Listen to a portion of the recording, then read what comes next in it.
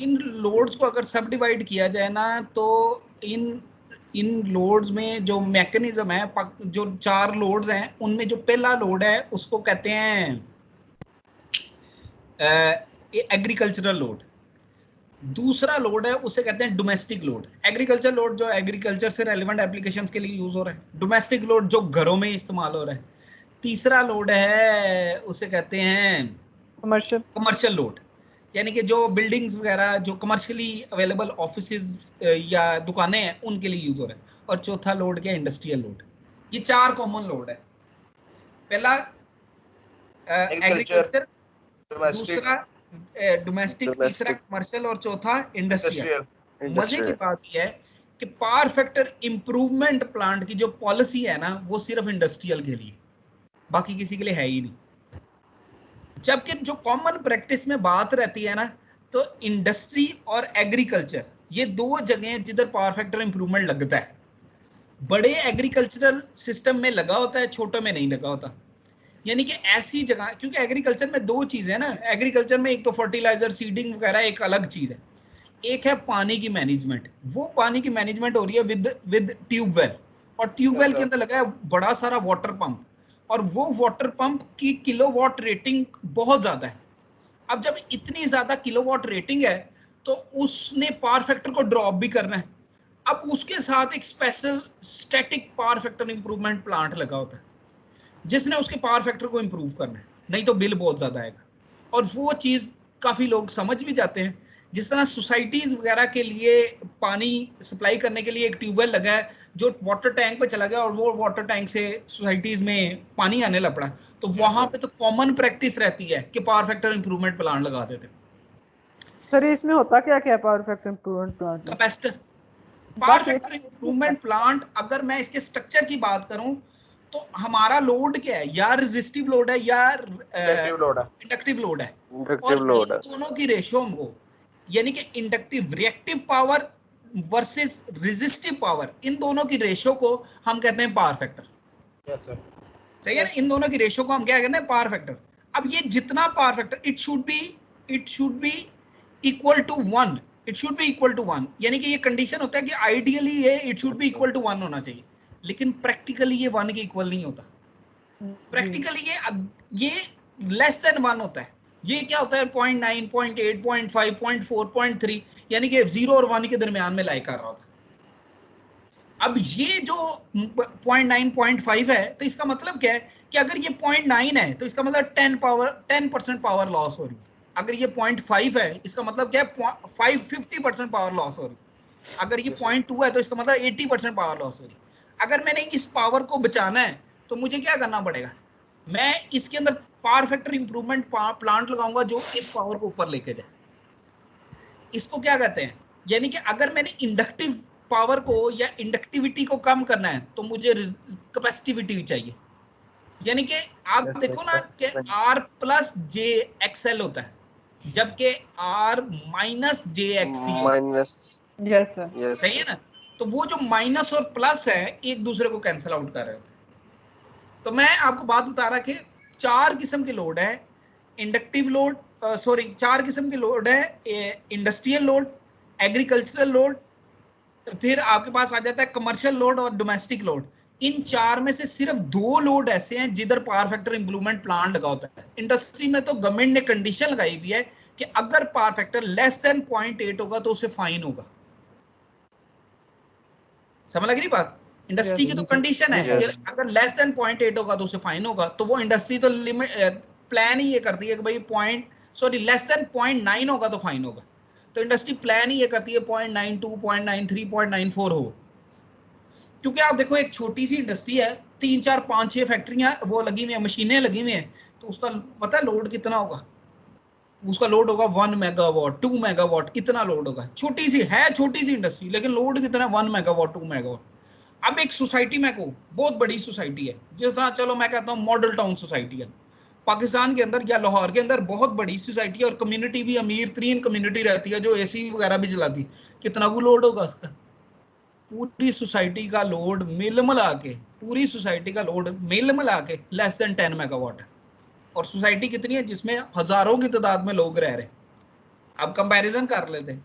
एक साइड पे आपके पास एक छोटी सी फैक्ट्री है जो 5, 6, 7 एकड़ पे बनी हुई है और उस फैक्ट्री का लोड 1, 2, 3 मेगावाट है, और एक साइड पे एक कम्युनिटी है जो 100, 200 एकड़ों में बनी हुई है और हजारों की तादाद में लोग उसमें रह रहे हैं और उसका लोड 10 मेगावाट है। समझ लग रही बात? तो जो इंडस्ट्रियल लोड होता है वहां पे इंडस्ट्री की मजबूरी बन जाती है उसे पावर फैक्टर इंप्रूवमेंट प्लान लगाना चाहिए। जबकि जो डोमेस्टिक लोड होता है उसमें छोटे छोटे घर होते हैं, एक घर का कैपेसिटी क्या है 5 किलोवाट लोड इस्तेमाल कर सकती है, 10 किलोवाट लोड वो कहती है ना भी लगे तो हमें कोई मसला नहीं। सही है, और गवर्नमेंट रिस्ट्रिक्शन भी नहीं लगाती। सही है ना? तो जो डोमेस्टिक है, जो डोमेस्टिक लोड है या जो क्या नाम है कमर्शियल लोड है, वो पावर फैक्टर इंप्रूवमेंट प्लान नहीं लगाते। जिस तरह आप देखो एक दुकान है, एक एसी लगा हुआ है, दो पंखे लगे हुए हैं, 2-3 लाइटें लगी हुई हैं, कहानी खत्म। उसका लोड कितना होगा? 1 किलोवाट होगा, 2 किलोवाट होगा, 3 किलोवाट, चलो मैं कहता हूँ 5 किलोवाट होगा, बस खत्म। लेकिन इंडस्ट्री में ये नहीं होता है, इंडस्ट्री में बहुत ज्यादा लोड होता है। इसी तरह ऐसे एग्रीकल्चरल प्लांट जिधर बहुत बड़े बड़े ट्यूबवेल लगे हैं तो वो पावर फैक्टर इंप्रूवमेंट प्लांट लगते हैं, जिधर छोटे ट्यूबवेल लगे हैं वहां पे भी नहीं लगता, क्योंकि इंडस्ट्री में ऐसा कोई गवर्नमेंट की पॉलिसी नहीं है। एग्रीकल्चर में कोई गवर्नमेंट की पॉलिसी नहीं है पावर फैक्टर इंप्रूवमेंट, तो जिसका दिल करता है लगा लेता है, जिसका नहीं दिल करता नहीं लगाता। तो आप देखो 3 फील्ड ऐसी बनती है, एक डोमेस्टिक, एक कमर्शियल और एक एग्रीकल्चर। छोटे एग्रीकल्चर प्लांट में पावर फैक्टर इंप्रूवमेंट नहीं लग रहा, और सिर्फ एक फील्ड ऐसी है जिधर पावर फैक्टर इंप्रूवमेंट प्लान लग रहा है, वो क्या है? इंडस्ट्री। तो ओवरऑल गवर्नमेंट कहती है कि ओवरऑल पावर फैक्टर हमारे सिस्टम का होना चाहिए 0.85 ओवरऑल, और इंडस्ट्री को रिस्ट्रिक्ट करती है कि your power factor should be greater than 0.9। सही है ना? तो इंडस्ट्री 0.94, 0.93, 0.92 इतना रखती है। अब पीछे ग्रिड स्टेशन में गवर्नमेंट ने कुछ ना कुछ power factor improvement plant capacitors वगैरह लगाए भी होते हैं। अब कहानी सारी ऐसी बनती है कि अगर मैंने अपने घर की बिजली बचानी है तो मैं कैसे बचाऊंगा? मैं पहले मेजर करूंगा मेरा पावर फैक्टर कितना है। जब मुझे पता चल जाएगा मेरा पावर फैक्टर कितना है तो मुझे ये भी पता चल जाएगा मेरे सिस्टम के अंदर इंडक्टिव लोड कितना है। जब मुझे पता चल जाएगा मेरे सिस्टम के अंदर इंडक्टिव लोड कितना है, उसके पीछे मैं उस हिसाब से पावर फैक्टर इंप्रूवमेंट प्लान लगा लूंगा, उस हिसाब से कैपेसिटर लगा लूंगा। और अनोखी बात यह है कि आपके घर के अंदर 3 फेज आ रहा है, यानी कि फेज 1, फेज 2, फेज 3, और हर फेज पे अलग अलग इंडक्टिव लोड है, और आपका जो लोड है वो भी वेरी कर रहा है हर फेज पे अलग। किसी कमरे में फेज 1 लगा है, किसी कमरे में फेज 2 लगा है, किसी कमरे में, तो हर फेज के अकॉर्डिंगली आपको कैपेसिटर बैंक बनाना पड़ेगा। अब आपने कैपेसिटर बैंक बना लिया, लेट्स सपोज आपने छोटा सा कैपेसिटर बैंक बना लिया, लेट्स सपोज उसने 2% बिजली बचा ली, यानी कि 2% पावर फैक्टर इंप्रूव कर लिया। इसका मतलब है आपके बिजली के बिल में 2% इंक्रीज हो जाए। 3% बचा लिया, 4% बचा लिया, 10% बचा लिया, 20% बचा लिया, जितना वो बचा लेगा उतना बिल आपका बच जाएगा। समझ की बात? अब बात वहीं की वहीं आ गई। अगर मैं एंटरप्रेन्योर बनना चाहता हूं, मैं इंजीनियर हूं लेकिन मैंने बिजनेस करना है, मैंने जॉब नहीं करनी, तो मैं क्या करूंगा? मैं इस तरह के पावर प्लांट की तरफ जाऊंगा। मैं इस तरह का पावर फैक्टर इंप्रूवमेंट प्लांट की प्रोडक्ट बनाऊंगा, उसको प्रॉपरली मार्केट करूंगा, और फिर मुझे प्रॉफिट निकलना शुरू हो जाएगा। और ये एक एग्जांपल है। अच्छा, मजे की बात यह है कि आप हर एप्लीकेशन को देखो तो उसमें ऑटोमेशन की जरूरत है। जिस तरह फॉर एग्जांपल दुनिया के अंदर क्या है, आटा बनाने के लिए मशीन आती है। अब आटा बनाने की मशीन जो है फुली ऑटोमेटेड मशीन है, पाउडर डालो वो खुद लिक्विड को मिक्स करती है, आटा बना के बाहर आपको दे देती है। ये क्या है? आटा या डो मेकिंग मशीन। दूसरी मशीन क्या है? दूसरी मशीन क्या है कि भाई आपका ये जो है प्रेशर कुकर, यानी कि rice making machine. Electric rice making machine क्या है कि वो उसने प्रेशर को मेंटेन करना है इलेक्ट्रिकली, और उसके बेस पे राइस बना देने, तो उसको भी हम कहते हैं राइस मेकिंग मशीन। ये भी फुल्ली ऑटोमेटिक होती है। किचन की इंडस्ट्री में आप और चले जाओ तो किचन की इंडस्ट्री में जो इंडक्शन हीटिंग एलिमेंट होता है, इंडक्शन हीटर पाकिस्तान में अवेलेबल है लेकिन बहुत कॉस्टली है। अगर मैं एक इंजीनियर से कहूँ ये बना दे तो मैं समझता हूँ कि इसकी कॉस्ट 2000-2500 से ज़्यादा की कॉस्ट है। इसी तरह ऑटोमेटिक वॉशिंग मशीन, पाकिस्तान में जितनी ऑटोमेटिक वॉशिंग मशीन है कोई एक कंपनी भी लोकल नहीं बना रही, मेजॉरिटी कंपनी इंपोर्ट कर रही है या असेंबल कर रही है। फिर होम ऑटोमेशन सिस्टम, घरों के अंदर घरों की विंडोज जो है क्या नाम है, घरों के दरवाजे, इनको फुली ऑटोमेट करना। फिर industrial automation system, industrial monitoring system, भाई प्रेशर को, टेम्परेचर को, फ्लो को मेजर करना, ह्यूमिडिटी को मेजर करना। एग्रीकल्चर ऑटोमेशन सिस्टम, एग्रीकल्चर में मुझे रोबोट चाहिए जो फार्मिंग कर सके, मुझे रोबोट चाहिए जो पानी लगा सके, मुझे रोबोट चाहिए जो गोडी कर सके, मुझे रोबोट चाहिए जो फर्टिलाइजर फेंक सके, मुझे रोबोट चाहिए जो सिस्टम को मॉनिटर कर सके, मुझे रोबोट चाहिए जो वाटर मैनेजमेंट कर सके, मुझे रोबोट चाहिए जो एनर्जी को मैनेज कर सके। फिर बिल्डिंग मैनेजमेंट सिस्टम, फिर सोलर बेस्ड एनर्जी सिस्टम। ये वो बिजनेस आइडियाज हैं जो एक इंजीनियर के पास होने चाहिए। फिर ये सारी वो चीजें जिसमें थोड़ी बहुत इन्वेस्टमेंट चाहिए। मैं कहता हूँ इन्वेस्टमेंट के बगैर काम करना है, तो इन्वेस्टमेंट के बगैर क्या काम होगा? एंटरप्रेन्योर में इन्वेस्टमेंट, एंटरप्रेन्योरशिप में इन्वेस्टमेंट के बगैर क्या काम होगा? भाई सर्विस इंडस्ट्री पे चलेगा।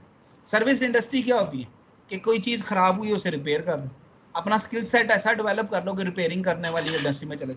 उसमें उसमें मेजर चीजों में आपको इन्वेस्टमेंट नहीं चाहिए। मैं ये नहीं कहता कि इन्वेस्टमेंट जो है वो क्या नाम है, बिल्कुल ही इन्वेस्टमेंट नहीं, लेकिन मेजोरिटी टाइम ये होता है कि बहुत थोड़ी इन्वेस्टमेंट से भी कारोबार हो जाता है।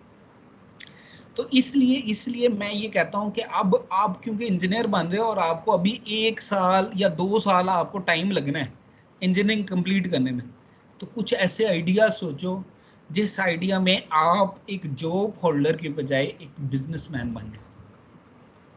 कुछ आइडियाज ऐसे सोचो कि ड्यूरिंग योर डिग्री आप कुछ पैसे कमाना शुरू कर दो। डिफरेंट ऑप्शंस है, आप फ्रीलांसर बन सकते हो, आप ऑनलाइन अपनी सर्विसेज बेच सकते हो, खर्चा करो रुपयों में, कमाओ डॉलरों में। आपको ऑर्डिनो अच्छा आता है, आप ऑर्डिनो की सर्विसेज दे दो। आपको लिखना अच्छा आता है, कंटेंट राइटर की सर्विसेज दे दो। आपको ब्लॉग डायग्राम बनानी आती है, ब्लॉग डायग्राम बनाने की फैसिलिटी दे दो। आपको फ्लो चार्ट बनाना आता है तो फ्लो चार्ट बनाने की फैसिलिटी दे दो। आप फ्रीलांसर नहीं बनना चाहते, आप क्या है सर्विस इंडस्ट्री में चले जाओ, सही है ना। तो डिफरेंट किस्म की ऑप्शंस अवेलेबल होती हैं। तो मेरा मशवरा है कि अपने दिमाग में वो कीड़ा पैदा करो जो कीड़ा आपको ये सोचने में मजबूर करे कि आपने अगर कारोबार करना है तो कैसे करना है।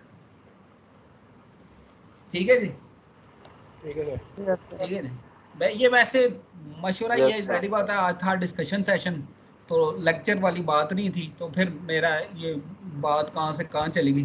तो प्रोसेस इंडस्ट्री में, या मैं कहूँ कि पाकिस्तान जैसी कंट्री में जो सबसे बड़ा मसला है वो ये है कि हम third world country, under developing countries, तो अंडर डेवलपिंग कंट्री में वो टेक्नोलॉजी नहीं आती जो डेवलपिंग कंट्री में आ चुकी होती।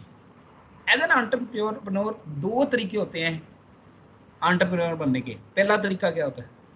पहला तरीका होता है कि you have to do something new, you have to develop a market related to that product which is new in the market.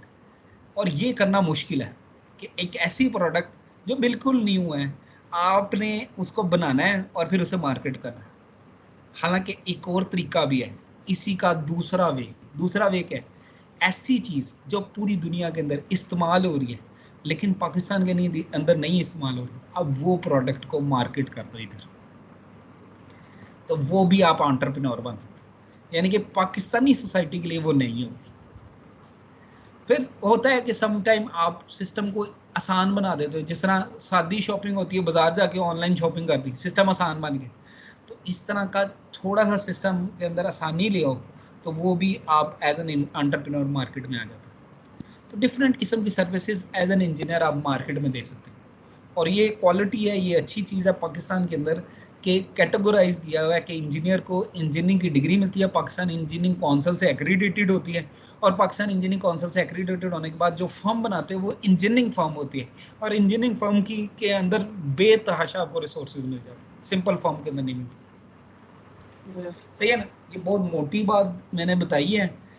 हम इस पे मैं छोटे मोटे रिकॉर्डिंग करके और भी लेक्चर्स इसमें शेयर करूंगा आपको, लेकिन चीज़ मैं सिंपल इतनी बात कहूँ कि अगर आपका जहन है कि एक एंटरप्रेन्योर बनना है, तो जो ये बेहतरीन मौका है इस बात को सोचने का कि एंटरप्रेन्योर कैसे बना जा सकता है।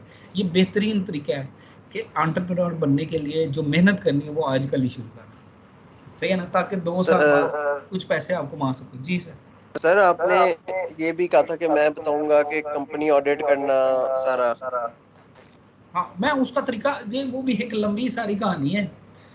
कंपनी का सारा प्रोसेस को ऑडिट करने का एक लंबा प्रोसीजर है। उसका मैं आपको किसी दिन ना डिटेल में समझाऊंगा कि ये ऑडिट होता कैसे है और as an engineer minimum investment से आप ऑडिट कर कैसे सकते हैं। सही है ना? तो वो मैं इंशाल्लाह दोबारा या कोई वीडियो रिकॉर्ड करके ना अपलोड कर दूंगा, वो आप देख लेना। ठीक है, चलो ठीक है फिर। ओके जी, जज़ाकल्लाह, अपना ख्याल रखो थैंक यू और सर। कोशिश किया करो Thank दुनिया you, के sir. जो दूसरे लोग हैं उनके लिए आसानियाँ फराहम करने वाला बना करो, मुश्किलात ना प्रोवाइड किया। ये चीज़ें आप अल्लाह ताला आपको आसानियाँ फराहम करने वाला बनाए। जज़ाकल्लाह। अल्लाह Allah. अल्लाह हाफ़िज़। Allah.